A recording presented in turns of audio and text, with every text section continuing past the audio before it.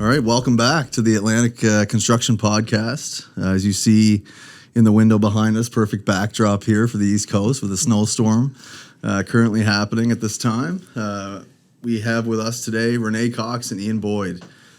Some experienced veterans with us today, and with the big news on the block here in Atlantic Canada with Iron Maple Constructors. I'm sure it's not a strange name to anyone at this point. I think it's been about a year and a half since you guys opened the doors. Just June of 2020. So, I mean, for you guys and, guys like yourselves, veterans, you're back home, like in the homeland. I know, Rene, you were involved here in your previous role anyway, and you were thinking Central Canada or Western Canada. Like, what's it feel like to be back, in the homeland doing what you do best? Plus, you got this new business that's growing so rapidly. Like, it must be extremely satisfying. You guys, how do you feel about it at this point? Do you want to feel the first one there? I feel good, but you can go ahead. Yeah, back in the Maritimes and particularly Nova Scotia for me. So I grew up here. That was a big driving factor for me. Deciding to I'll call it resume partnering with Rene and Dirk and Jim, and getting back home, and this is where my family is, friends are. This is where I've developed my career, and I would say probably where I'm most comfortable. So, yeah. And where were you, Ian? Just for our listeners, we were in Toronto. So my family and I, when I guess we had left in 2008, and we're kind of crisscrossed the country. So we're in Alberta for a few years. And then we were in New Brunswick for probably 3 or 4 years, and then we were in Toronto for about 7 years. So, I have 3 boys, so it was a cross country tour and an adventure, and I would say lots of great experience, and enjoyed, the different parts of the country. But it was time, for us to come home, and that was a big driving factor for the decision to start Iron Maple, and really. Working with, 3 partners that, are friends and as good of people, that obviously made things a whole lot easier. How long have you known each other? Like, for you and Rene that are here, then the other 2 partners, Dirk De Winter and Jim Brennan, like, you 4 known each other since childhood? 2000. Well, for me, I'd be maybe I'd be the last man in. So I was 2000, so 22 years. It's kind of interesting how it all ties together. Jim and I are first cousins. So I've known Jim my whole life, and he me my whole life.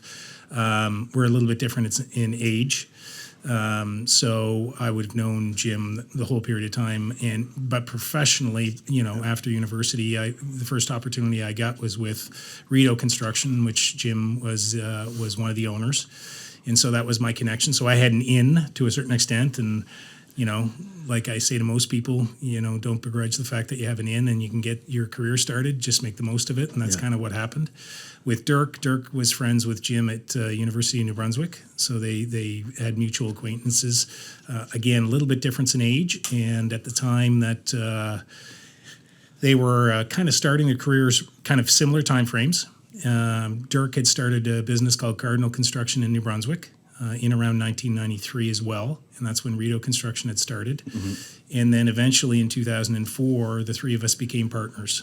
And so the original partners in both Rito Construction and Cardinal Construction exited, and then we joined forces as Rito across both Nova Scotia and New Brunswick. And then that was the partnership was myself and Jim Brennan and Dirk De Winter. And Rene we hired Rene. In fact, I was the one that interviewed, and ultimately Jim and I hired him for the Nova Scotia operation. And like most of us, we started out as project coordinators or in some capacity coming out of university, and then just gradually get more and more experience. And that's the same as what happened with Rene. But, obviously working so closely together over the years between the 3 partners, and then Rene being an integral part of our business as Rito Construction, and then subsequent to that with Bird Construction, we just became good friends and just really respect each other's in terms of our abilities. And we're all a little bit different. And we all bring something different to the table. Yeah. Yeah, and for me, I'd say, my introduction, I was finished university. I went to Tons here in Halifax, graduated graduated in.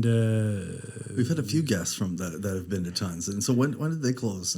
Well, I was. I think the year I graduated, '99 was. I think it was the last year they actually. My degree says Technical University of Nova Scotia, and then they had changed over to Dal. So that was sort of after that, I did some people do it. I did the whirlwind trip around Europe, and I was traveling around there for a few months, and I guess it life was going to start happening. The real world was about to set in, so I was in touch with back in those days. You weren't carrying around a smartphone. You were going to internet cafes and dialing up. You had a phone card or whatever to communicate. So I was communicating back home with a few of the boys I went to school with, and one of them was, let's shout out to him, Sean Brennan, who was Jim's nephew. And at the time, Sean was working for Rito. And my question was more, guys, I'm coming back home soon. What's the job market look like? And Sean said, really, you should get in touch with Rito. I think it'd be a good fit for you. The personalities here match well. So that was kind of the lead in up to what Ian just described. So got going there. And Ian, where do you do your degree? And I went St. Francis Xavier, did my diploma in engineering, and then I ultimately transferred over to University of New Brunswick. So there is a little bit of an internal competition when it comes to the best candidates, and typically they do come from UNB as opposed we always have that debate. It's tons versus UNB. So conflict here. Jim Dirk and I are all University of New Brunswick. So Rene's outnumbered. Yeah, he is. And when we can't decide, we put the sumo outfits on in the middle of the boardroom there. Like to see that in a Friday afternoon at the Iron Maple office.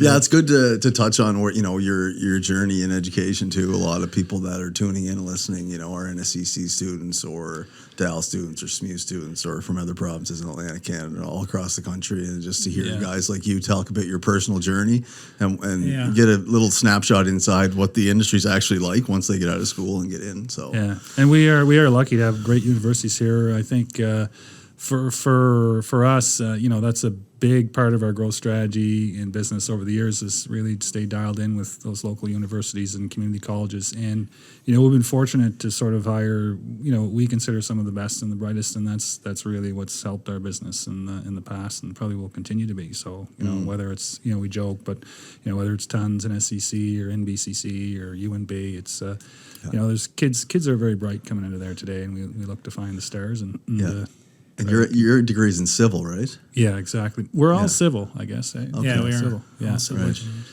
Yeah. No structural. No. Well, I think at the time you could specialize in structural, but still consider it a civil engineering degree. So do you think that that's the best, once you finish your first few years to specialize in civil, if you're going to give you the broadest? It's hard to say. I think that's it's probably the most natural. Yeah.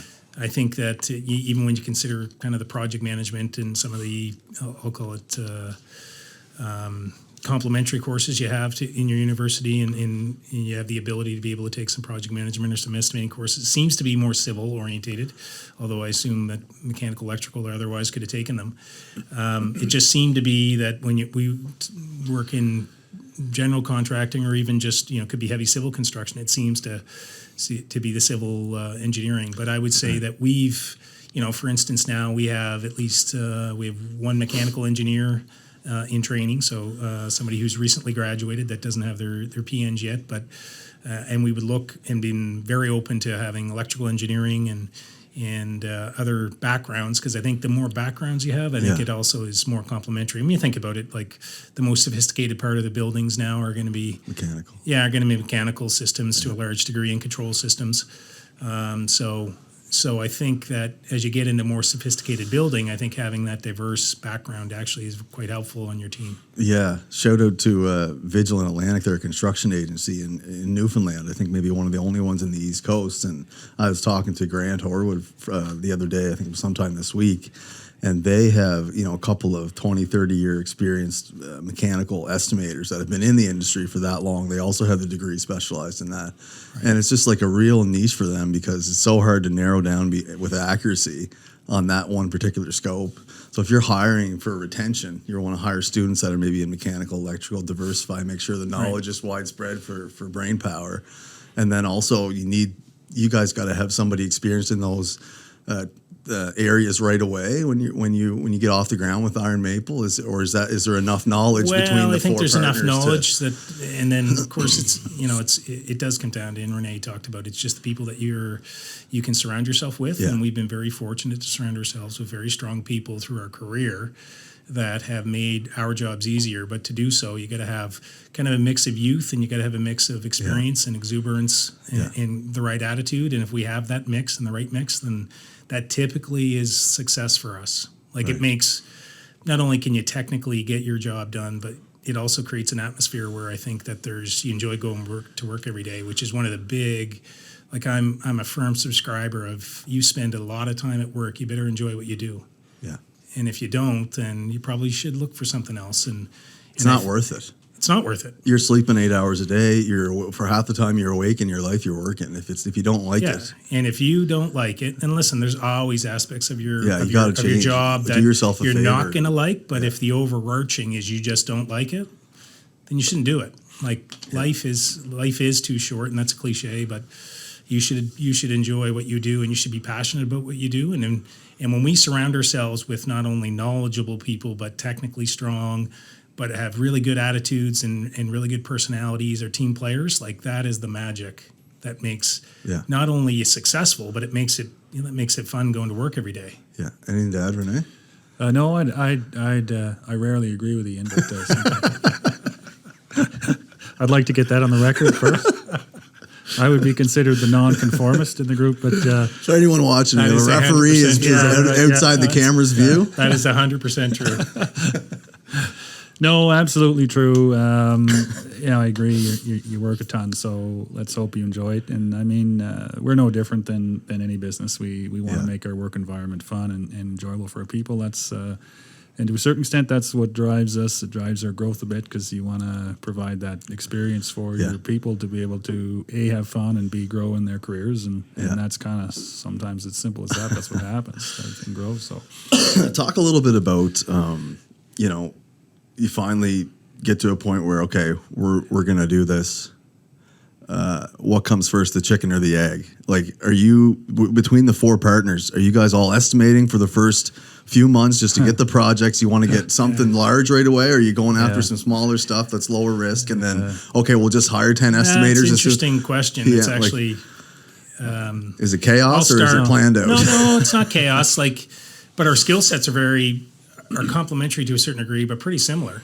All of us come from a project management background, as opposed to, say, an estimating background, pure estimating background, which are to some degree certainly different skill sets. And even when you talk about, do you enjoy what you do every day? The estimators that estimate every day, I think they enjoy what they're doing every day, and it's a different skill set to a certain degree than project managers, which tend to be a little bit more interactive with what's going on, multiple projects going on. So it's personality. I mean, extroverted, generally speaking. Yeah. So when you look at it, and your question is really, of the four partners, how do we divide and conquer? And it's interesting. It's probably for us was a little bit naturally, kind of geographically. So Dirk was based in New Brunswick, and has always operated to a large degree in the New Brunswick operation. And New Brunswick is a market, I think our experience would tell us, it tends to be perhaps a little bit, it's a smaller market than it would be here in Nova Scotia, and particularly in Halifax in the HRM region, right? There's just, it's a smaller province, smaller population, and generally speaking, just a smaller market. And in that, Dirk has the ability to be able to operate in and out of, between estimating, project management, even some of the site stuff. And I would say that in Nova Scotia, we've been more specialized.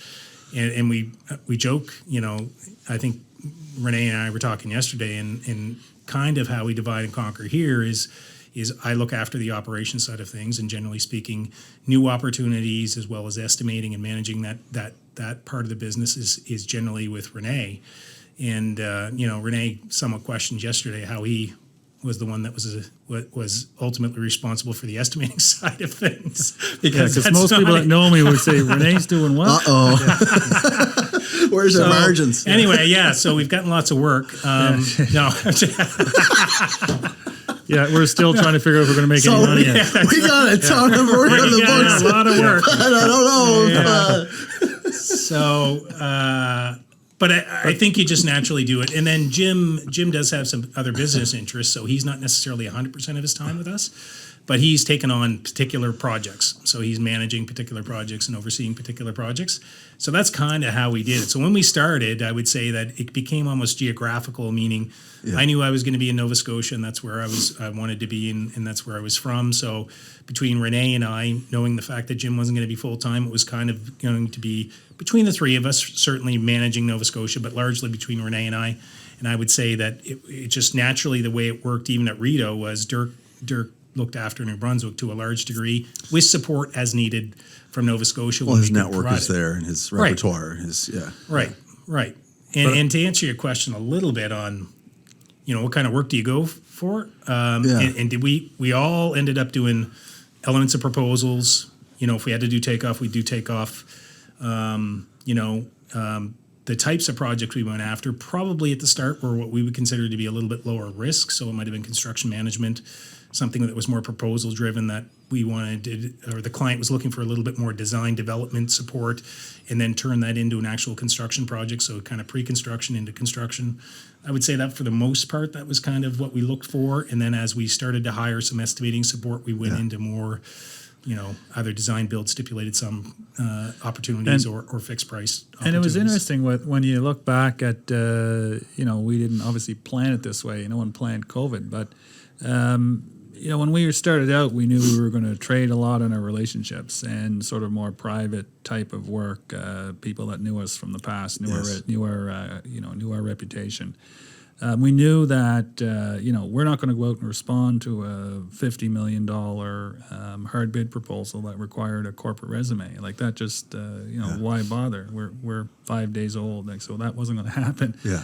What are you going to show them for? We could show them personal resumes. But as it turned out with COVID, as most people know, there was sort of a lull in the market where there wasn't a lot of that type of work anyway. So we ended up kind of by de facto, to a certain extent, doing a bunch of private work and concurrently, I guess, building a bit of resume. And even though we're only a year and a half old now, we have secured some project that did require a bit of corporate resume. And inevitably, I think owners are looking at the corporate resume being relatively short, but I think their opinions still are a little skewed. They know that, okay, there's some depth behind the bench there. We recognize this is a startup, but there's some, fairly experienced personnel within the organization already. So we've been, I say we've been lucky or good planning, I don't know, but it's worked out okay for us. You can say, probably being modest saying lucky. I mean, it goes back to your point, Ian, when you're talking about, the intangible side of people. It's as complex as construction gets. It's still about relationships, and really, your business is you four, and you start with you four, your reputation as people and as business people in the community, and that's what enabled you to do this, really. Yeah, and I would say that we also had, when you have projects in which you are the project manager, like we've all reverted back to what we kind of love about the business, right? Yeah. So we started out in the business, project coordination, project management. No, that's probably wish you were still doing it a year and a half later or more. Right. And as you kind of grow, delegate. That becomes harder and harder to do to the same degree. Now, I would say that, certainly Dirk and I, in fact, all the partners, when I think about it, are all involved to some degree or another in the management of the projects. So we are spending a lot of face time ourselves with our clients, actually doing on-site and managing. Yeah. On-site, pre-construction, design, development. Weekly meetings, and even if it's now we have some support, whether it be a project manager, a project coordinator, or a site super if the project's already going, I would say they're seeing a lot of involvement. Part of that's just you own your own business. Right? Yeah. So you've got to be invested in it, and we are. And I think that is part of the charm with Iron Maple is, we can still say today that, if you're going to hire us to do your job, if you hire me, I can say, Dan, you're going to see a lot of me. And to some owners that means something, in particular in Atlantic Canada. We are a relationship based, I'd say, province more so than some others. You can debate that, but we all know certainly around here in New Brunswick for sure. It's people have trust in the person that's doing the job for them, and that means a lot. So that's helped us as well. On that note, Ian, tell just for a couple of minutes about the difference. You're in Toronto for 7 years. What it's like here compared to there. Yeah, a little bit different. My roles were different. So I was an executive with my former organization. So I didn't spend as much every day on projects. I spent more of my time in terms of organizational. Right. So Delegating, trying to improve corporate, organization, trying to plan for the future is really what it amounted to. Your role's a little bit different. It's not about the everyday so much at that point now. And then it's about how do you position the business to be successful in the future. And so, but obviously you're in the market. So you not only do we operate in that market, I also was the same corporate office was in with the district office, and so you get to some sense of in the Toronto. I would say my experience is it's a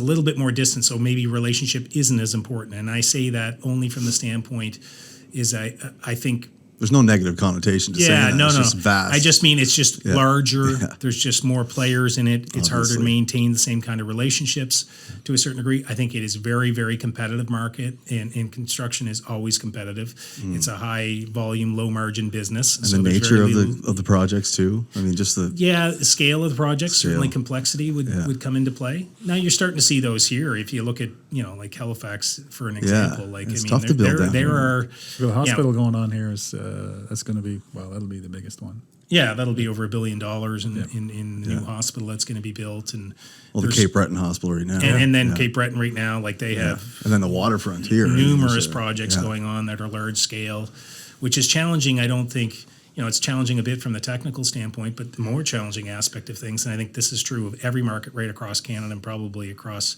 North America for sure, is that you have a certain amount of skilled labor. Right. And so when you start to work on these mega projects that require that much talent, that's probably the biggest impediment to success is can you find enough of that talent? And that's a big problem there too. I think that's very much a problem in the Toronto market or the Ontario market. I think it's very much a problem here. I think, probably knowledge of your skill set and what your limitations are is probably as important as anything in our business.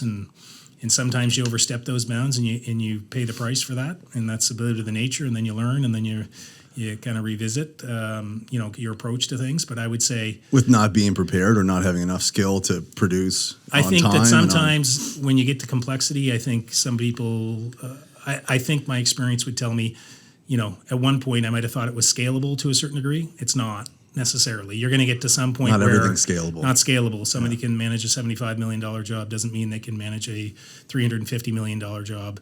And that may seem, to be logical to anyone just hearing that, but the reality is that oftentimes that's what you're doing. You're kind of scaling and saying, okay, what are the attributes of this project that we've already done and been successful at versus the opportunities we're going after that are bigger and perhaps put you in a different competitive league. So different expectation and margin and all those other things. But the reality is that it's a high risk business, and if you aren't prepared to manage those risks, or if you miscalculate whether your skill set is there, then probably that's an area where you're probably going to learn a lesson. And to a certain degree, our business is learning lessons. It's just how can you make those mistakes, small mistakes, and then learn from them instead of making 2 or 3 big ones over the course of the year. And I would say that that's one of the advantages Iron Maple has is that we have now 4 partners and other members of our team now that when you look at it and the experience level they have, we're talking about 25, 30 years of experience and scaling from not only just in Atlantic Canada, but right across the country, different types of projects. So whether you get to the highest risk profile, which are P3s, or you take a construction management project. So we've seen all of it right across. And so we can start to, when we're starting to look at opportunities, our risk management element, I would say, and we learned a significant amount through the course of my career and in my former business, that would have been one of the major learnings we would have had, is just in terms of how do you approach this business with risk management in mind and being able to be successful and recognize that you are dealing with a high volume, low margin business, and there's very little room for error. Yeah. Like that goes for subcontractors and general contractors. I think especially if you're going to do self-perform, one of the major factors is just self-perform. Is that on the agenda for you guys? I mean, do you have a patrolling division? You do those in-house? Yeah. Yeah. But is it planned to have more labor force within Iron Maple to self-perform as much as To the degree when it it makes makes sense? Yeah. Yeah, I would say our sort of goal would be, I think the Carpentry and industry's the changed commercial a bit, wall and ceiling drywall yeah, stuff. 15 years ago, I think most GCs were more, sub everything out, right? Everything is subbed out for the bulk. And if you rewinded back 30, I would say it wasn't the case. It was maybe more traditional general contractor where they did, in-house work. And then it's sort of, I think as jobs got bigger and more complex, it ended up being, these management firms, which sort of, that's how Rito was built, primarily subbing the bulk of their work out. I think today it's changed a bit. So it's, we want to be an employer that's attracts good people, and I think we feel that can be an advantage for us. So if we attract the right people, good people, we want to have some self performed work and be able to control our own destiny on that, and have good people doing that, primarily to service the jobs better in some cases, but. It is a fine line because our business will always be predominantly sub-trade driven. So the relationships we have with our key suppliers and sub-trades recognize it always will be. It is today and always will be. One of the most important. Talk a little more about that, because you talked about how the four of you and the relationship and your CV and just your reputation and starting the business and how important that is, crucial. But to gain the work to get things off the ground. But then what about with the subs? I mean, same thing there, right? I mean, or even maybe more so. I would guys say, want to work for you guys. They want Iron Maple's putting out tenders, and everyone wants to bid on those right away. They know you guys. To me, and I mean this genuinely. We could say thank you to the subtrade community because presumably they felt a connection to us, and we had lots of relationships there. And that's helpful, and it certainly doesn't go unnoticed. So we know we're getting sort of, if I would call it, the best pricing out there, because trades feel like we are new, we don't have a lot of there's not a lot of baggage with us still, and they know we got a decent reputation. So people want to work for us. They give us respectable and fair pricing, and that gets translated to our bids and to clients, and oftentimes that helps us win work. So. And we've been fortunate, I guess, so far that we've had no bad run-ins with subs a year and a half in, and it's been going well.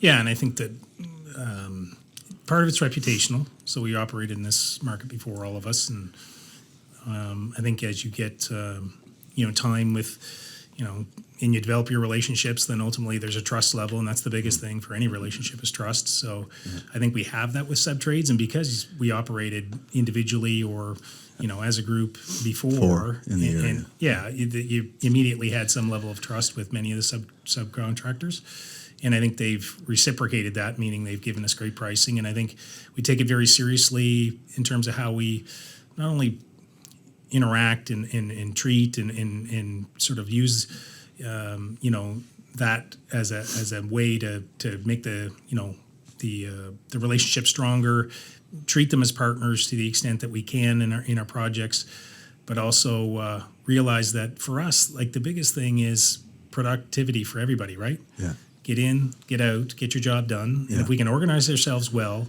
if we can run a good business, meaning we can invoice the client on time, the client's a good client, pays on time, we have the ability to be able to pay those subcontractors on time and run organized sites safely. If you can deliver those, and you can't always deliver those, I'd like to say that our goal is 100% of the time we deliver those.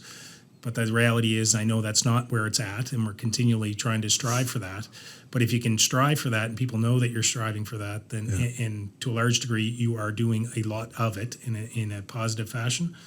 And I think that's the lifeblood of, again, between our own people and having really, really good people on our team, and having really, really good relationships in the stakeholders generally, but particularly with subcontractors.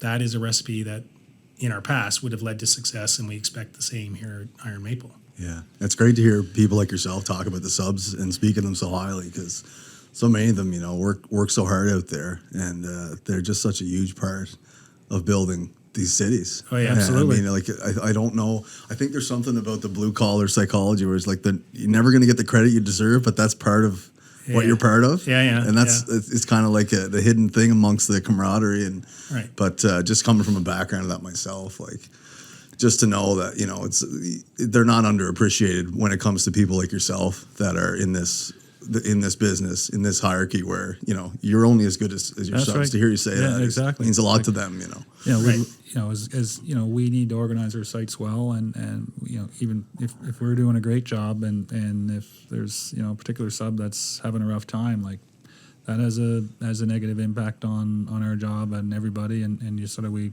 work hard to try to not kick them to the curb, but try to say, okay, look, how do we get through this? What do we got to do here, because this isn't working, and I think try to be firm but fair, and I always say to subs too, like I don't ever expect perfection. I probably the exact opposite. But all you can really hope for is that when I dial your number, you pick the phone up, you answer, and you're there to work through a problem with us. And I'd expect an owner would think the same of us. Like we're not perfect, but we're gonna work with you to solve the issues and get it done. Yeah.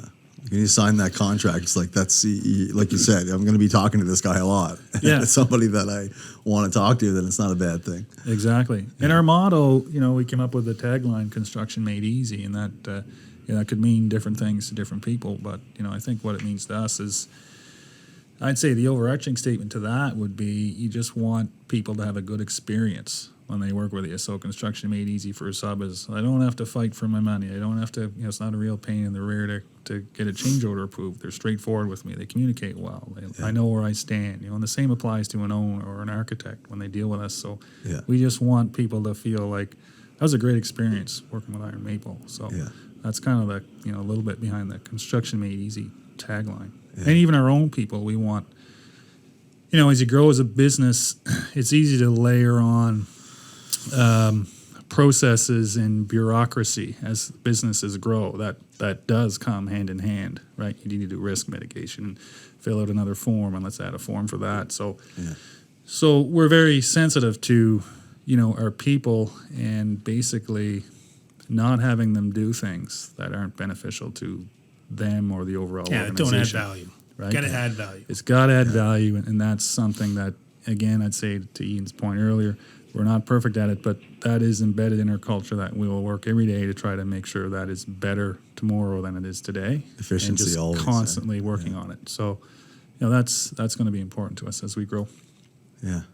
You mentioned subtrades. So is there any, now that you've started and you're a year and a half in and you've got many projects of different kinds, whether it's a design build or a long-term care facility, or you've got all kinds of projects on the go, is there any trades, subs here now that surprised you, where you thought, geez, it would be nice if there were more competition in that realm, or not necessarily quality, or is there anything lacking? Probably not quality. Like, I think, well, that's one of the drivers that makes you, like, if you can't get good subtrade pricing absolutely. or coverage, then ultimately as a general contractor, you're wondering, all right, how do I address this problem? And typically that means you're going to look for a way you can self-perform it, right?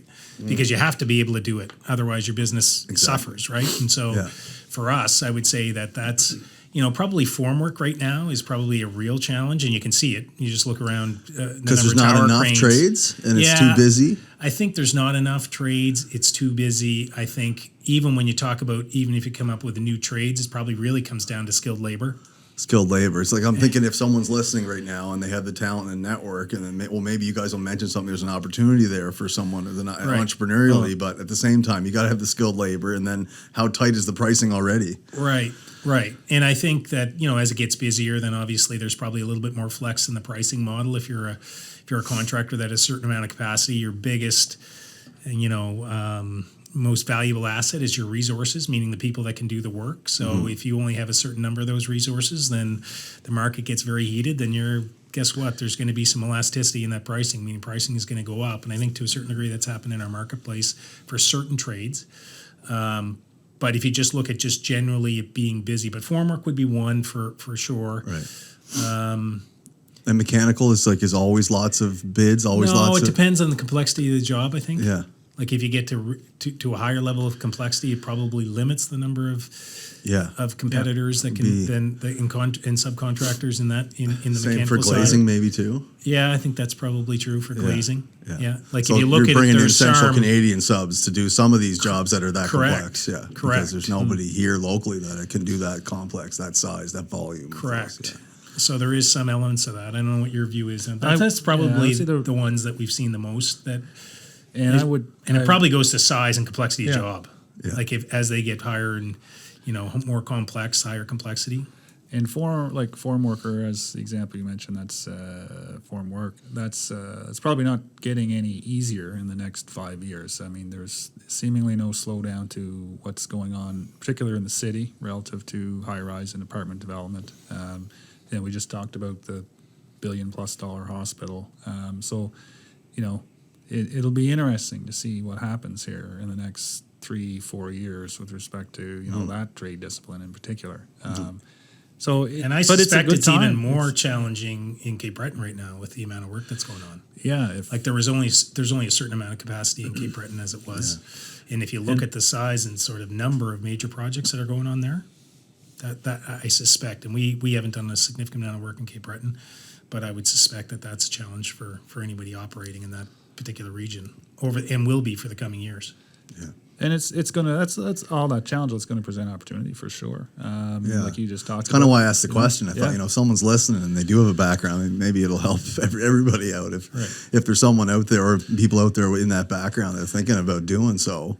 Right. It's obviously there's all kinds of barriers, but I'd say just in that theme as well. If you're a young person out there thinking about where do I go? Do I go to university, college, or do I go to trade school? I mean, I'm sure this isn't going to come to a surprise, but there's a great living to be made in the trade world, and there's a seemingly unquenchable demand for good trades right now, and I expect it will be the case for the next 10 years at least. Yeah, right? And, good word, unquenchable. Yeah, exactly. I come up with them. No, I couldn't spell that, but I could say it. Oh man. Yeah. I was gonna say, for you four, and like you said, your backgrounds are all a little bit different. I mean, you got the camaraderie because you know each other, but with the diversification for a general contractor and a builder, whether it's P3 or design build or lump sum pricing, like you've got kind of all the bases covered, right? With all four of you, is there anything that like you're more leaning towards than others, like as you move forward? Or is it just it's always going to be a bit of everything like that way? I would say, can I answer that? I would say I think, my view on general contracting is, in particular in Atlantic Canada, is you have to be diverse in not only project size, but in contract type and delivery model. So, one thing Ian touched on, we certainly have that going for us. We've seen all of that relative to size and complexity and different contract models. And, I always believed and still do, this isn't trade secret. I think it's good business practice. A good, healthy business would have a nice mix of that. So different CM delivery models, then higher risk profiles, which have a little higher margin, should have a little higher margin to them profiles with DB or P3. Mm-hmm. I don't expect we'll do P3 work in the next, short term. It's just probably not in our risk profile. That's not saying we never would, but we've done lots of that. And generally speaking, the P3 landscape in Canada has gotten, you'd agree with this, Ian, it's gotten riskier, and I'd say the margins have gotten tighter. One might argue whether there's a saying whether the juice is worth the squeeze. It's just it's gotten quite risky, and the margins have gotten quite aggressive to the point where you say, wow, if one thing goes wrong, and when you lose money on a P3, you don't lose 10,000 or 20,000. Those numbers are such a big multiple. Don't even say it. Yeah, it's just the risk transfers are, I think. You were highly involved with P3 in Toronto, right? Yes. Yeah. And seeing them right across, like I've seen the evolution when I went out west. The original project that I went and did was a P3. And at that time, it was probably a little bit more immature market, meaning there was probably the contract methodology wasn't vastly different, but probably not quite as significant risk transfers to the contractor.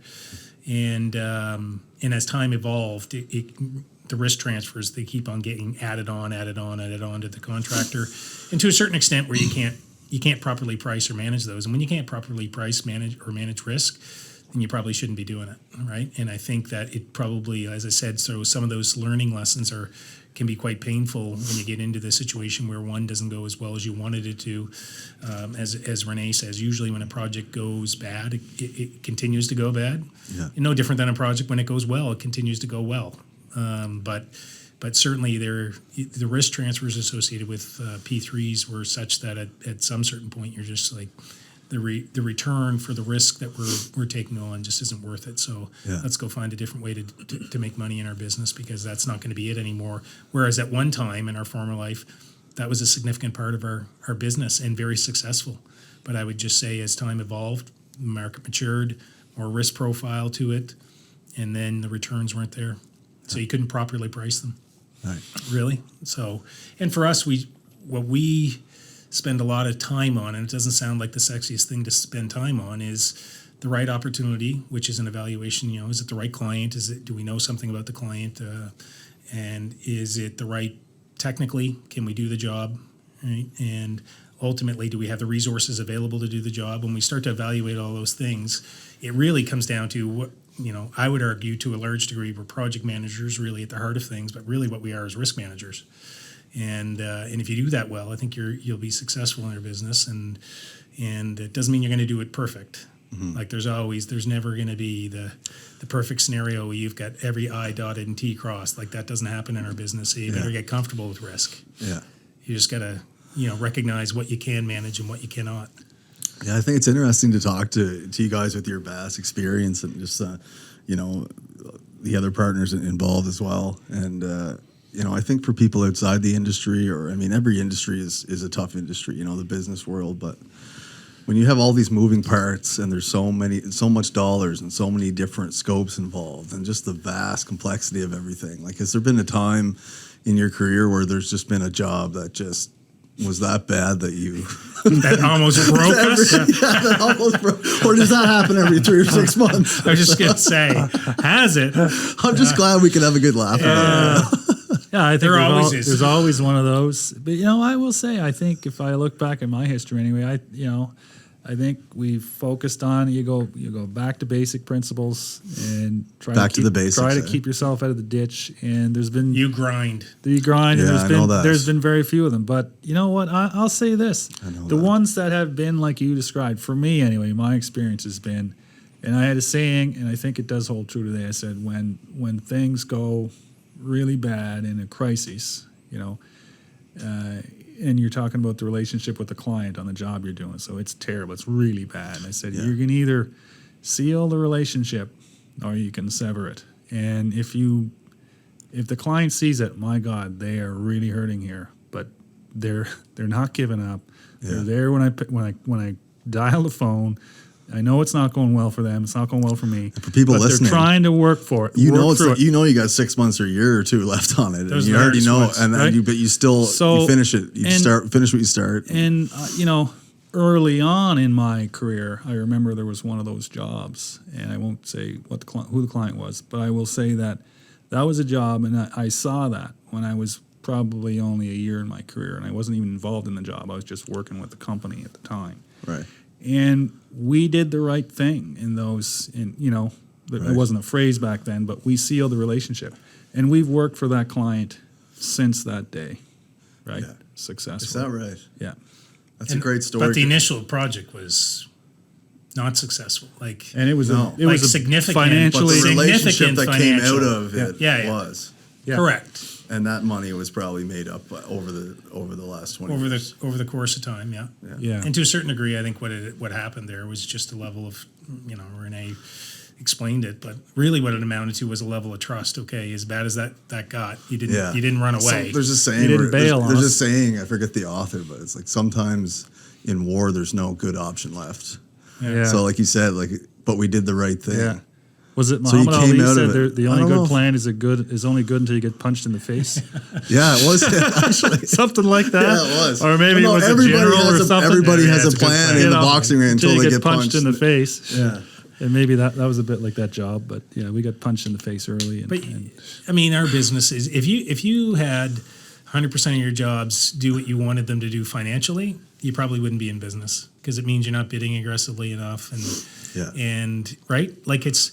The nature of our business is that you're going to have some that aren't going to go as well as others. I know, and I think that people have to have understanding of that in management, in all fronts, because you have to keep people working. Yeah.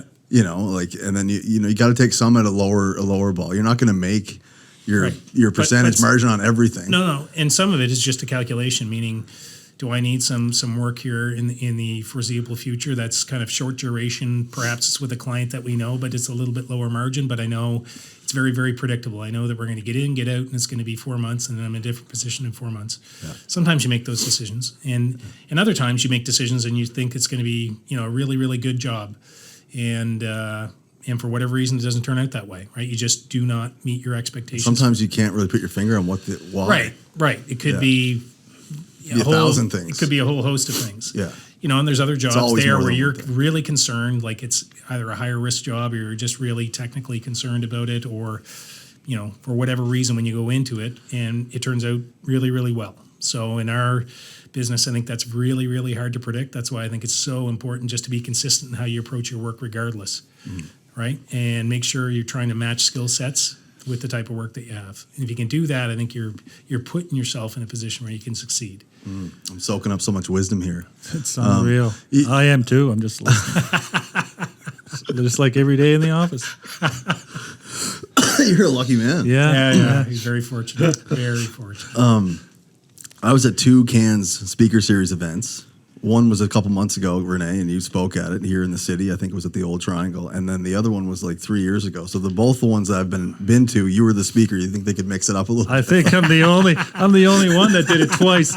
My takeaway was they really got their heart up for speakers. To hire me twice. I shouldn't say hire. Yeah. No, don't be too hard on yourself. Yeah. No, just to prove that I was listening, though, I remember you talking about 4 years ago at the Speaker Series event. You were talking about, when Redu merged with Bird and, that whole scenario and before that journey that you took with them. And you talked about them, I remember thinking, I wonder what points he's going to bring up. Like, how does that happen at that level when a company merges? And you talked about culture. Yeah. And it was all about culture. And you just said, they came here and did a job. And they had the same mentality. Yeah, it was it turned out to be a really great fit. I think the 2 companies had very similar cultures and maybe a little bit to Ian's point on us as partners, right? What we didn't have similar as cultures, the differences sort of played off one another. So, the strengths and weaknesses worked well. And I think at that time, there was no interest in sort of what I'd say change the Rideau culture. It was, try to keep it. In other words, you guys are seemingly doing a good job here. We want you to do more of that. And I think in any acquisition, that would be the overarching, goal for most companies, doing something like that. Doesn't always work out that way, mind you. Sometimes people will say that, and then what they really mean is, Where I was going with that, though, is when you guys are coming from a background of engineering and the whole technical side of things that's involved in this business for you, how do you consciously and what concrete steps can you take to build culture in Iron Maple?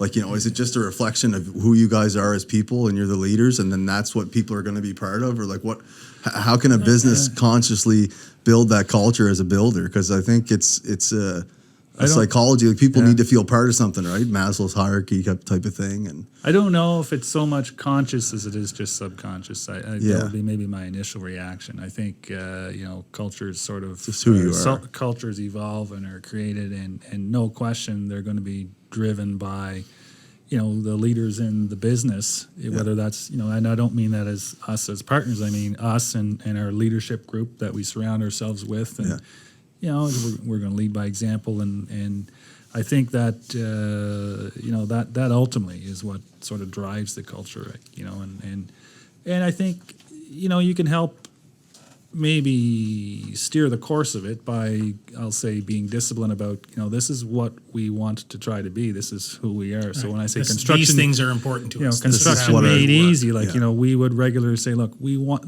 what does that mean to me as an owner, and to constantly reinforce that with our staff, because a new hire tomorrow doesn't necessarily know what, I get this tagline, but what the heck does that mean, right?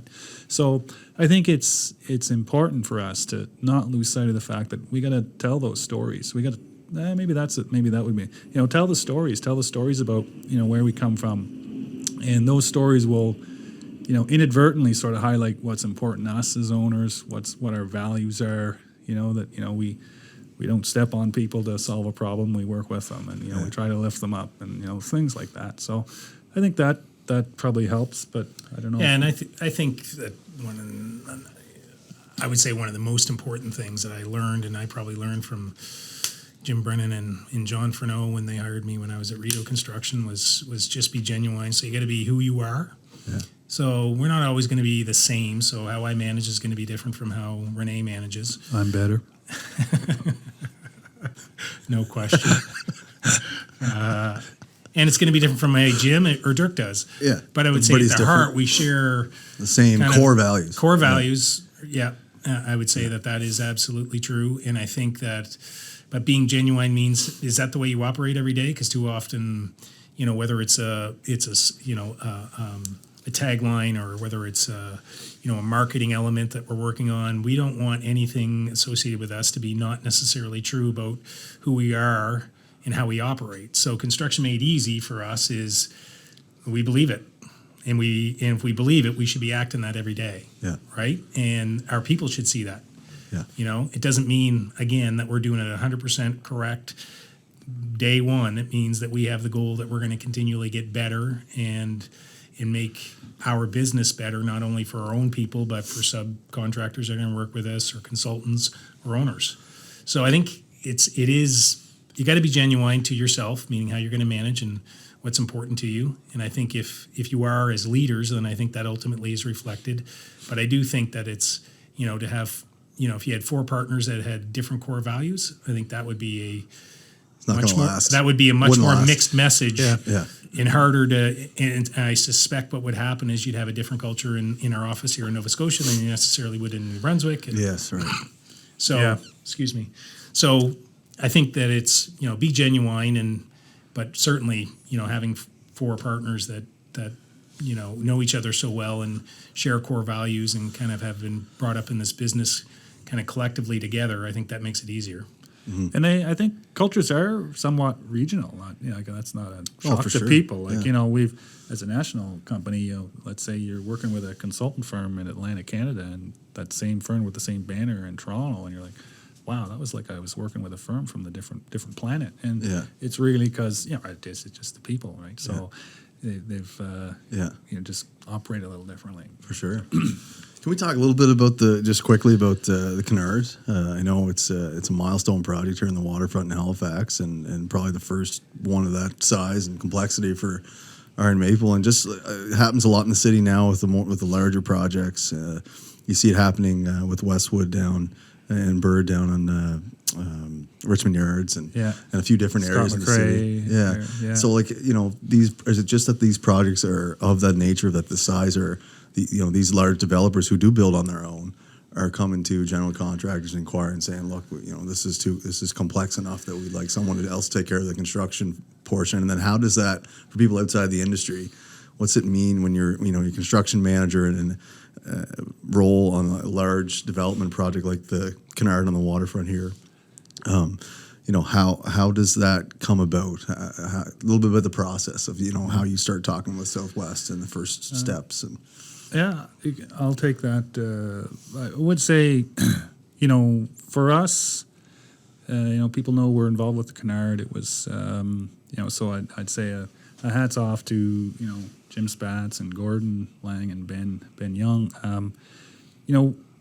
They at the time, this is when we were only a month old. They were looking for a construction partner to, I'll just use the term, help them out a bit, provide a little bit of maybe leadership and consulting advice, and maybe to a certain degree a different perspective. Now, I'm kind of speaking for them, so be careful I choose my words, but I think they ultimately they have a very strong construction team, as many people that might be watching this would know. So Southwest Construction. Yeah. And really, they were looking for some firm to complement that. And I guess your question is, how does that look? For me, it just looks like, it's a conversation with them and said, how can we help? And then you just really sit back and listen. Yeah. And they say, here's kind of where our challenges are. This is what, this is what we're doing. This is what we're doing well. This is where we think we got room for improvement. And, in its simplest form, it's really, kind of amounts to, a decent conversation where I'd say you do more listening than talking. Right. And it gives you an opportunity to go back to them and say, well, I think I've got some ideas. Here's how we might be able to help you. And that's going to look different for Southwest Properties than it does for Scott McCrae or than it does for Danny Chedra. But I think what's happening here is some of these jobs have become so large that a traditional developer builder probably feels like they need a little bit more expertise behind them. And don't get me wrong, all these individuals I mentioned are more than capable of building these jobs for the most part on their own, but I think the jobs they've increased in size, in volume, and they are, I think, in the same light, trying to do more than one job at a time. So their own resources are stretched, and they're really sort of, in my opinion, looking for an avenue to provide some growth potential to their ability to develop without, I'll say, taking on a huge construction team on their own. Mm-hmm. So it truly is, I guess, sort of a partnership that allows them to expand their ability to build, and it allows us to get involved with some pretty cool projects. And those, and it is a little bit different. I think it becomes more of like an integrated team. Like these are sophisticated owners, right? So sophisticated in the sense that they are sophisticated buyers of construction services. They have their own construction team, so technically they're very sound and understand what they're getting into. I think it becomes how can you complement it, and it's probably a little bit different. Like if you asked me 10 years ago, would you do kind of an integrated team with a developer, and you'd probably I would have to think about that and pause. How would that work, and contractually how does that work? But at the end of the day, I think we've, in large degree, Rene's done it here, probably more so, both in our past life and in our current form with Iron Maple, is we found ways that we can kind of service clients that's a little bit different than I'll call it traditional general contracting. So it isn't necessarily the complete full team that's involved with those projects, but actually it's a key elements of what we can provide them that can complement what they already have. And then all of a sudden you have kind of an integrated team that gets the job done. So it's a little bit different, and like anything, you have to have a good relationship, and you got to figure out, all right, how does that all work? But generally speaking, if you're two willing partners and are, they have a need and you have a way to a means to address that need, then ultimately you usually come to an agreement in some form. And that's been a very good experience for us. They're a very good, client, and as I said, they're really, really knowledgeable. And when you can get involved with a project like Kennard, you're pretty proud to do so, especially when you're, a month or 2 months, into your existence as right, because you would have broke ground there like pretty correct. Much a couple months after. Yeah, correct. Yeah. For me, I mean, that's been some real key highlights. Like to have an opportunity to get to know and work with someone like Scott McCrae or Danny Chedra or Jim Spatz and his team. Like these guys are, and people know this, they're very smart individuals, and they really are true visionaries. And if you had any time to spend with them and to sort of listen to them about not just what they're up to day to day, but the actual projects they build, it is pretty special. They're not just like, to them, it's not just bricks and mortar and a place for people to stay. They're creating sort of communities, and they're creating a sort of a fabric to society in the city. And it's not just another rental place. It's not at all. It's not. It's the furthest thing from that, right?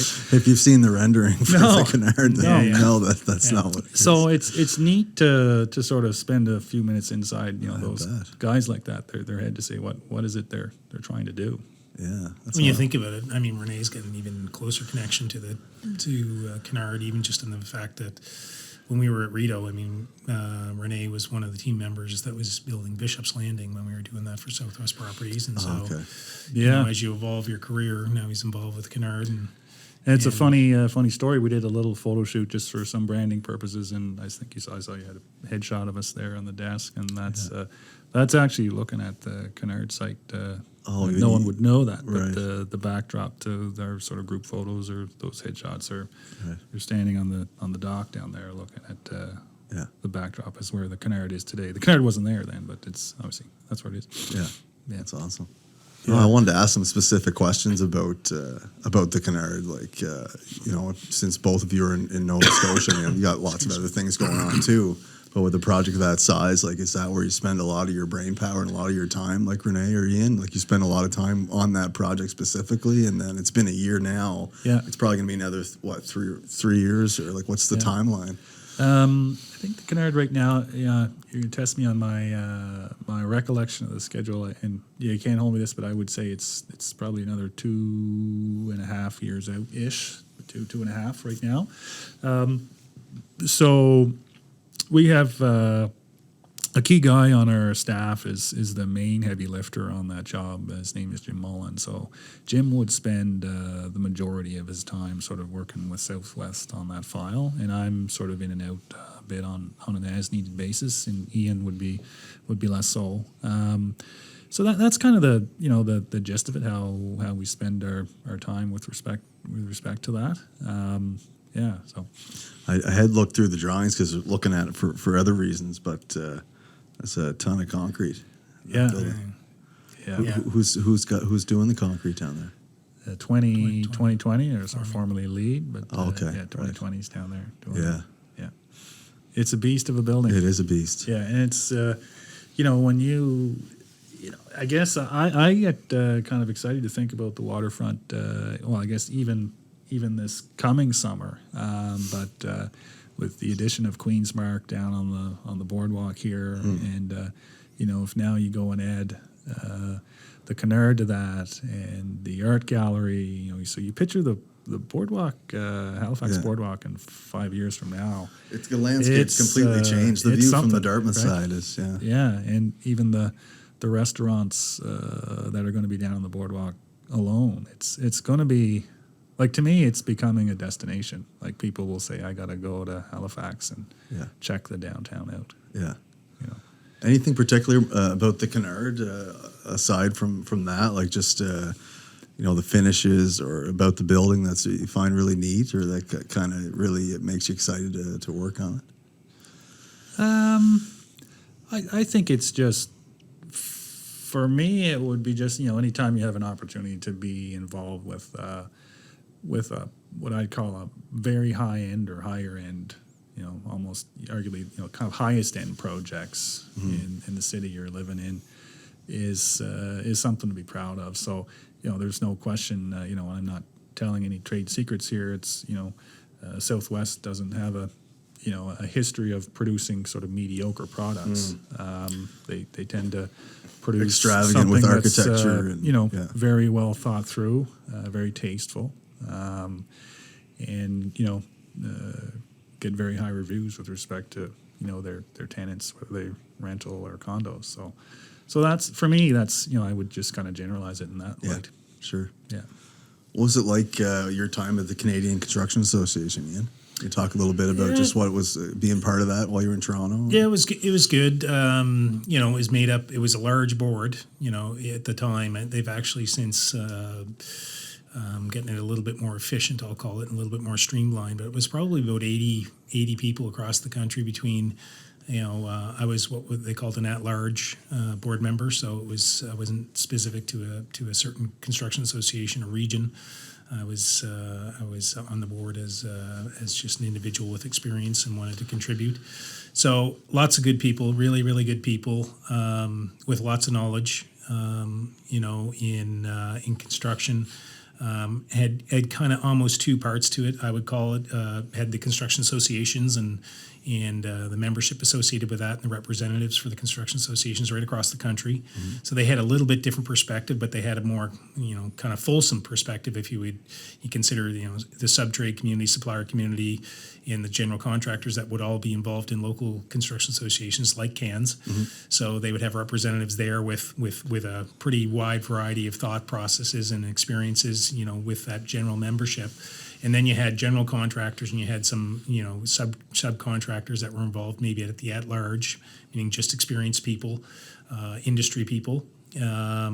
So it was, I found it to be rewarding in the sense that you got to meet a lot of interesting individuals, a lot of people passionate about the construction industry, and really, I would say that, by and large, my experience with them is people are pretty smart at what they do, and were willing to share and give back to the industry, which I thought was really what interested me.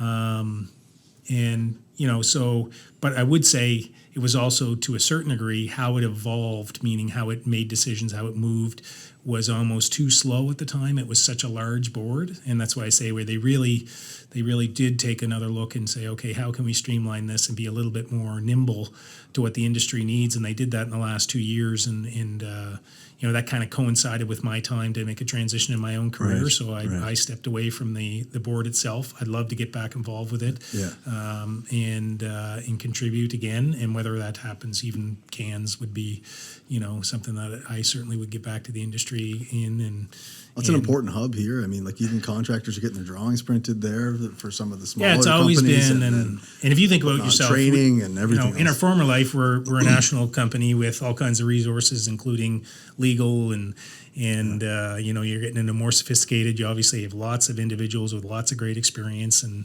when you think about it, now we're at Iron Maple, and yes, the four partners have lots of experience, but you certainly do learn to appreciate more the construction associations and what they offer to smaller businesses that are in this industry, because you don't have the depth of resources, but the construction associations can provide you some of that support, and they do. And so a really well-run construction association, and we're taking advantage of it too from a training perspective. They offer great training for your people, and some of those things we would have probably done in-house, as a larger organization. Right. And now you're using the construction associations, and I think, like when you Kansas does a fabulous job. Really, really, really good people are trying to help you every time you call. They're trying to figure out a way. Can they help? Can they help you be successful? So I have a lot of time for that team over there, and Duncan's done a very good job with it. And so I would say, for those listening, if they're sitting there and they're smaller and thinking about it, just do it, because it's for sure. Like Ian and Ian's point.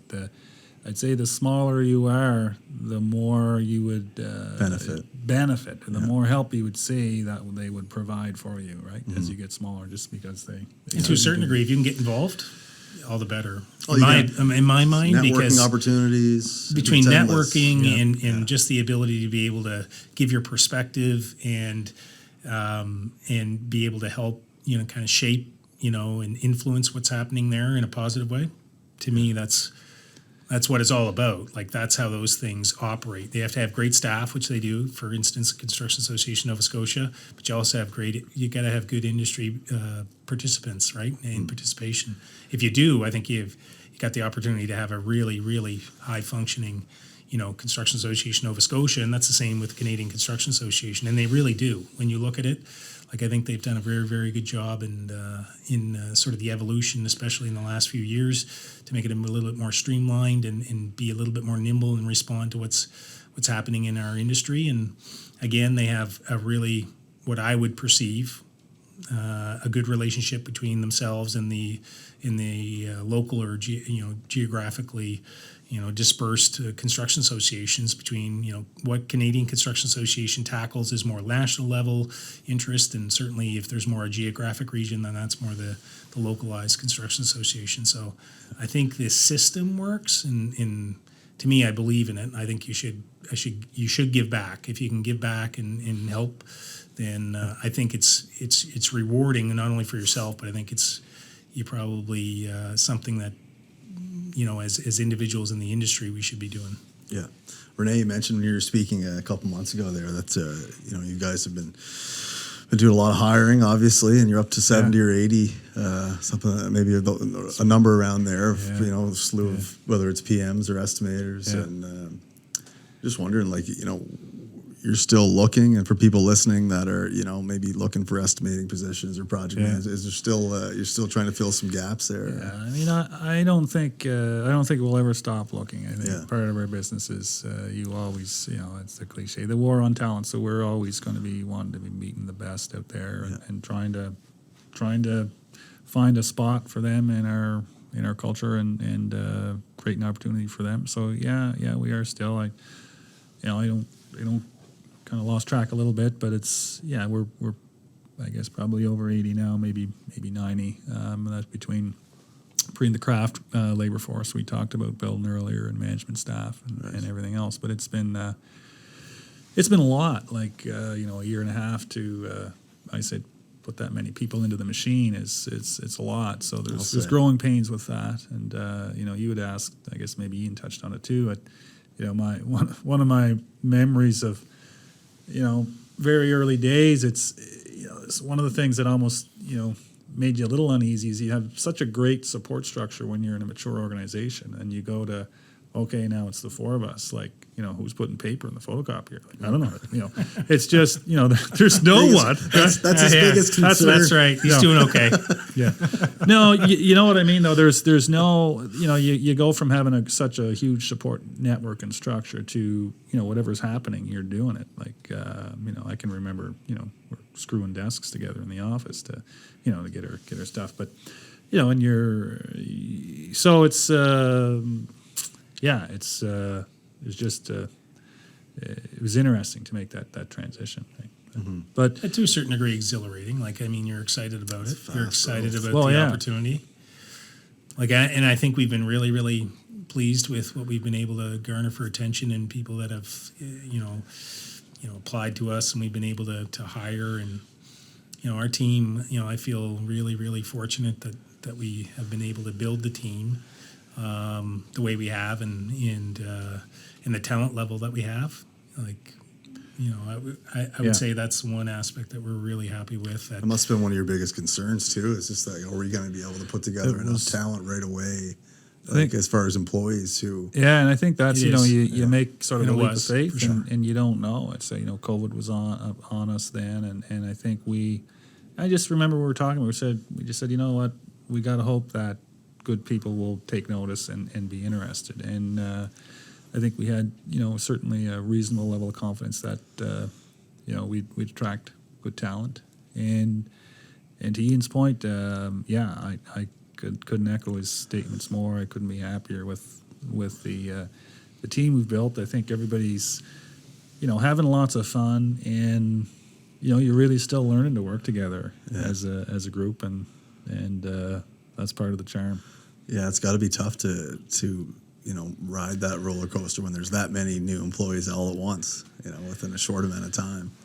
Yeah, like you said, the relationships are probably there with some. It seemed to happen just organically. Yeah, to a certain degree, I would say organically. Like, it just seemed to be as we, needed, a certain skill set, that we were able to find that skill set, and we were able to build it sort of. With some degree, I would say, again, experience would tell you, don't wait until it's too late. But it's hard as a new business, meaning you're balancing, how much your overhead costs are with how much revenue you've got coming in. So you got to pick the times in which you're going to hire people, but you got to take a leap of faith that you're going to be successful. So, and so at times you're hiring people before you need them, but that's worked out for us. And I would say that's a philosophy that we've had for some period of time. If you find talent, then you're going to find a place for them in your organization, and you shouldn't be afraid to hire them. So generally speaking, we haven't been somewhat balancing the fact that you got to have work for them, obviously, or at least some imminency to the work. It's got to be coming along here relatively, shortly. So I think one of the aspects of our business is that kind of came to us. It was a little by fluke. We didn't start Iron Maple with a plan to do it, but we have a petroleum division that sort of looks after fuel delivery systems, underground tank, above ground tank, storage and distribution, and we're fortunate enough to get a pretty key individual that again sort of expressed an interest to come in and join our team, and that's been his name is Troy Levangi, and that's been a great experience for us. It's again, we talked a little bit about diversification, and it's a different aspect of business that we arguably knew nothing about. I mean, we knew bricks and mortar and how to build stuff, but it's quite specialized, and so that's been nice, and that's that's sort of operating as its. So the decision to do that was just because someone was there that had the knowledge. Yeah, there was Troy had expressed an interest to change career paths, and he had an interest in what we were about, and like anything, so we met and agreed that he'd be a nice fit and a nice addition to our team, and so he's grown that part of the business for us, and it's been real interesting to see that, and it's sort of a different aspect of construction that we're not used to, and it's just kind of cool to be around. So. And there's a couple of tilt-up buildings in New Brunswick, or were those in Nova Scotia? No, both in Nova Scotia. Okay. So we've done, just finished off our second recently, so just erected it. So, and that seems to be, an area that we have opportunity for, that we, an element you can self-perform, and so we have the expertise to do it. And is that and tight market to price that with BD and Lindsay kind of being, their bread and butter they're too? really, No, they're really experienced, obviously, without restating the obvious. But I think that, we've did it as Rito, so we have lots of, our own historical experience, and provided you have the crew that you can do it, and to a certain degree, we have key elements of the crew, and then we build the crew around that. But we've been happy with that. We've been happy with our ability to be able to execute it, and we've been happy with the product at the end of the day. And so that's, again, just one of those things you're pretty confident you can do, but until you do it. Yeah. Yeah. We just got a third one today.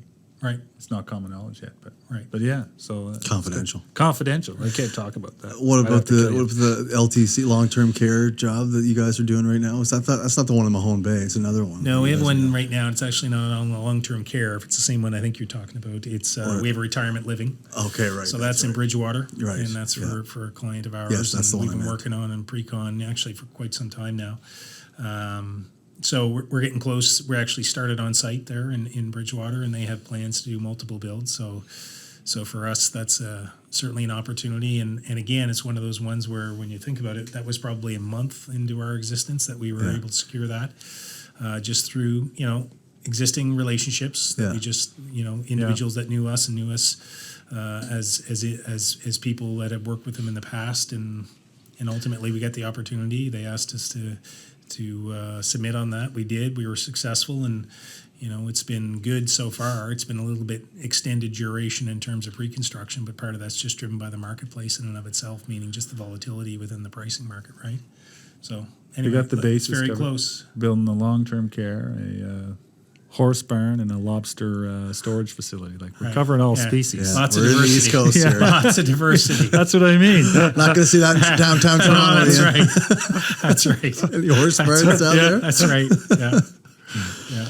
Well, what about the name, guys? A lot of attention. I've heard a few people make some comments how it just really the brand kind of really stuck with them. And who's the mastermind? The mastermind behind the branding Rene and can the tell pick us. of the Yeah, name? we talked earlier that we're all civil engineers, and I guess typically engineers would not be brushed with the most creative gene in the world. So yeah, it was evident early on we were very terrible at brainstorming for names. And when I say evident, Had to get four engineers to pick it. everybody would come back with a name, and it was like cricket. Ian would say, what about this? And it was like crickets on the phone, Or worse. Or maybe worse. It wasn't crickets. Yeah. It was quite critical. Yeah. But and it happened. I'd say something. No. So we, like anything, I guess, we just talked about different things, and then I think it was Jem who said, "Guys, what about a species of tree?"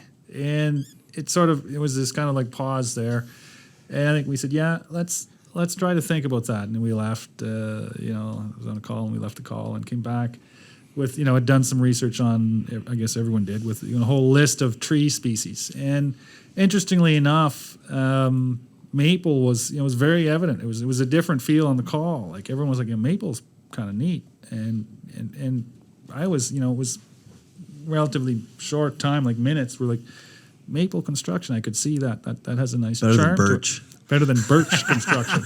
that was one of the other species. Iron that birch were just talked doesn't about. have the same ring to it. Yeah. So we said, let's try that. And then, so you phone a lawyer and say, can you check this and see if we can, use this? And lo and behold, it came back and he said, no, you can't. Can you imagine in Canada getting maple? Yeah. So maple leaf, maple syrup, maple, the flag and everything. So said you need a descriptor. Yeah, exactly. So you need a descriptor.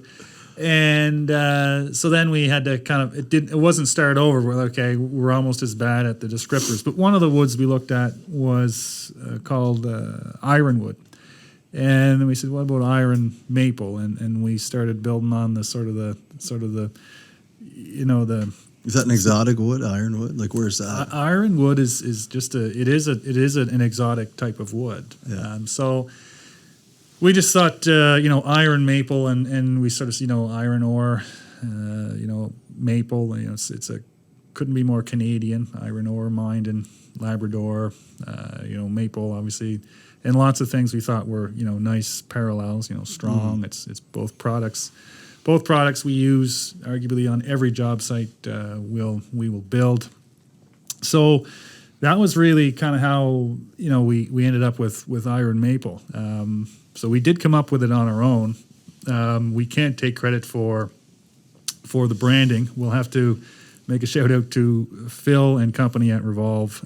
Revolve was, and I'll give them credit. That's great. They Did a came great back job. the first time. And Was it the almost first logo that you what picked? you Yeah, it see was. is what they came with. It was like, It's almost like you wow. just know. So yeah, we were obviously we picked it right away. So we were very pleased, pleased with what it looked like, and it's gotten great reaction. You just said it there. Interesting. One of the names I came up with one of the names, but no one bought into it was Young Brothers. Young Brothers? Young Brothers, and Like because- Youngblood, the movie. you That's like what it is. Youngblood, because Got banned. it was Shut down quick. banned because each of us is the youngest child in our sibling family. So I'm the youngest, Ian's the youngest, Jim's the youngest, and Dirk is the youngest in his family. But that didn't fly. So No. it wasn't going to happen. Get banned. Yeah, Yeah. And when you know each other that well, it can. yeah, That process was fun in and of itself. yeah. It went something like, "How about Young Brothers?" Crickets. Yeah, correct. Again. I don't think so. I What's don't the next think one? Yeah. Lack of enthusiasm. Yeah. for that. Yeah. So what about both you and Ian, Rene, with your experience and just like the amount of people that have worked under you and the vast projects that you've worked on, is it a different stress now that even though you've been involved in the industry so long, you've done major projects, complex projects, but to have your own thing now, not like maybe you didn't have that much ownership, is it different in any way? Like, is it a different stress? I don't know. Our business can be stressful at different times, regardless. Just whether it's just the sheer volume of what you got to get done, or whether there's a specific problem on a project. Usually, schedules drive a lot of what you're stressed. What you're stressed about. I would say it's not really. I think to some degree you're excited about what's happening. So, it doesn't seem like work. And I would say even the stresses that you have are kind of relative to what you've had in your past and in your experience. So, for us, I would say, or for me anyway, I would say that it's different in the sense that I don't really find as much as it's stress, which doesn't mean you don't have different days that you feel a little bit more stressed than others. But I would say overall, it's more excitement and sort of energy to build what we want to build. And if there's any amount of stress, it's making sure that we're living up to what we want to live up to, and whether that's most respected general contractor or whether that's construction made easy. It's like making sure that we're always striving towards what we wanted, what we envisioned, and if we're falling short, that part stresses me out. Mm-hmm. Is there anything surprised you about the competition here, like with whether it be Bird or Palmer, or these companies that aren't just in Atlantic, Canada, but they do price here and work here, but like Marco and some of the other ones that are local? Like, is there any surprise with how tight things are with the bidding? Or No, I don't. I don't think it's. It's no surprises. It's a tight market, tight margins on market. So we do our best, as would all those guys you just mentioned. Try to stay out of the sort of the dogfight where you're bidding against 10 other bidders. It's that I'm not telling stories at school. No one, everyone who bids those things, you love to win them because you put the effort in to bid them, but they're not the jobs you want to build your entire business on. So back to that, work mix I talked about like earlier. lump sum, and you can have lump sum work, but if all you're doing is bidding lump sum work where you're totally commodity driven, i.e. it's the low price every time and you're up against 8 bidders, Like that's not a very fun place to live. So no, nothing's really shocked me. We've seen, we've been reasonably competitive when we've put ourselves in that position that I just described. But I'm almost happy to say, we didn't start Iron Maple and all of a sudden go and win a bunch of work, and the industry look at us and say, "Oh my God, they're out there just buying a bunch of work, right, and driving sort of to the bottom." We didn't do that. We've won a few like that where we've been low bid, and but we're like Ian said earlier. I guess we're trying to be as selective as we can be with respect to when we're playing in that marketplace. Mm-hmm. Any close relationship with REITs and those kind of building asset owner groups like that? No, I think that's probably not any more than any others. Like we try to, the one thing that we've been happy with is we've been able to get on the list that we want to get in on, and in the work that we want to be able to bid on. So I would say the client diversity is pretty high. When I look at right across, and the type of work that we're doing is pretty diverse, and including our Iron Maple Petroleum Group. So we've been happy with that side of it. And I would say to your, just to touch on the competition side of things, I would say that not surprised. And I would say if anything, I think as you get into, you're competing against more mature and like-minded competitors. Those are the competitors you like to compete against, because they think about risks the same way, they think about the returns the same way, they probably have similar overhead structures, those sorts of things. And if you're gonna be with like-minded competitors, you're probably okay to compete on an everyday basis, and you're gonna win some of your work, and they're gonna win some of the work, and so be it. That's the way it goes. And for us, I don't normally look at any other circumstance if we aren't successful on a job, and if somebody's figured out a better mousetrap on how to get that particular work and secure it, then more times than not, we don't waste much energy on it. We just go to the next opportunity. Mm-hmm. Nice. Well, guys, it's been a real treat to be able to sit here and talk with you guys. I know there'll be a lot of people tune in. Iron Maple is, for anyone in the industry, it's big news, and just for you guys to come in and give us your time with the team here at Atlantic Construction Podcast. Hear you talk about your journey in the industry and what it's been like to get this off the ground. It's been a real treat for me and the team here, and I know our listeners are gonna enjoy just tuning in and hearing your stories and getting your opinions on some of the things that are going on in the industry and talking about Iron Maple. So I really appreciate your time for doing this. Thanks for having us, Dan. I appreciate it. It's been fun, actually. It's been a good time to reminisce and chat. So appreciate it. Thanks. And for us, it's important to, have, you showing some interest in having us. We really appreciate that. And it's been, as Rene says, it's been a fun afternoon. Great. Yeah. Thanks, guys. Okay. Thanks. You're welcome. Have a good one. Okay. Thanks for tuning in to this episode of Atlantic Construction Podcast. Be sure to follow us on any podcast platform you use. You can also find us on LinkedIn and Instagram at Atlantic Construction Podcast. Be sure to send us a comment or a review. We'd love to engage with you.